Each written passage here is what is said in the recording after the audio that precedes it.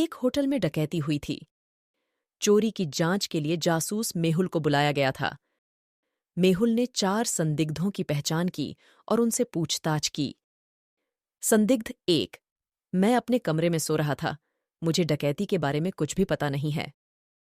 संदिग्ध 2, मैंने चोर को देखा, वह एक मुखौटा पहने हुए था। वह इतनी जल्दी भाग गया कि मैं उसे पकड़ने में असमर्थ रहा। संदिग्ध 3, मैंने भी चोर को देखा था। मैं होटल के बाहर आया और उसका पीछा किया, लेकिन चश्मे पर फॉग आने के कारण मैं उसे नहीं देख सका कि वह कहाँ गया। संदिग्ध 4, यह बहुत ठंड थी। जब मैंने शोर सुना तब मैं अपने कमरे में था, लेकिन जब मैं बाहर आया तो कोई नहीं था। इन 4 संदिग्धों में से एक चोर है। पहला संदिग्ध, दूसरा संदिग्ध, तीसरा संदिग्ध या चौथा संदिग्ध?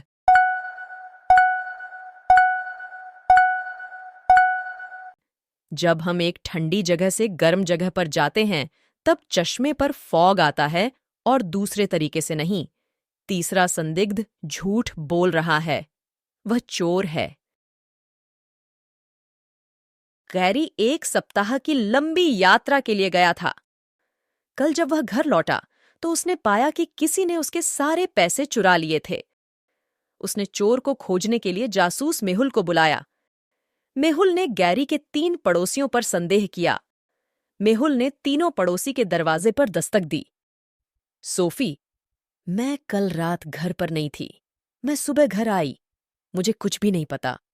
डेमन, मुझे गंभीर खांसी और ठंड थी, जिसके कारण मेरी नाक और कान बंद हो गई थी, इसलिए मैंने कुछ भी नहीं सुना। राइचा, मेरे पास कुछ काम था और थककर जल्दी सो गई थी, मुझे कुछ भी नहीं पता।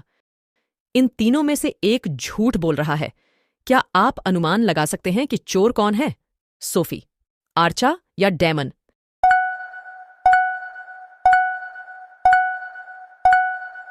डेमन ने कहा कि उसकी खांसी और ठंड के कारण नाक और कान बंद हो गई थी और वह कुछ भी नहीं सुन पाया। फिर उसने मेहुल की दरवाजे पर दस्तक कैसे सुनी? वह झूठ बोल रहा है, वही चोर है।